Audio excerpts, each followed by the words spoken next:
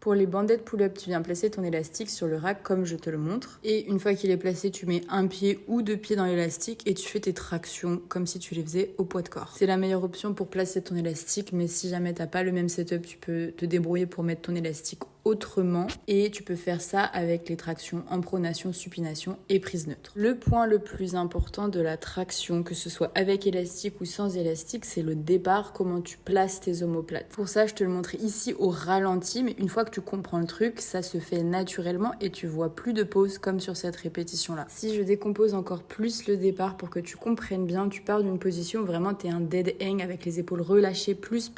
À partir de là, tu vas placer tes omoplates, donc les abaisser et mettre en tension ton dos. Ton regard est pas complètement devant, pas complètement au plafond, mais tu regardes vers le haut. Et à partir de cette base solide qui est omoplate plus dos en tension, tu viens exercer le tirage. C'est difficile à faire de faire la pause comme je te l'ai montré et décomposer, mais c'est pas le but parce que le but d'une traction, c'est que ce soit fluide. Mais ça, c'est ce qui se passe au niveau de ton dos et de tes omoplates quand tu inities la traction.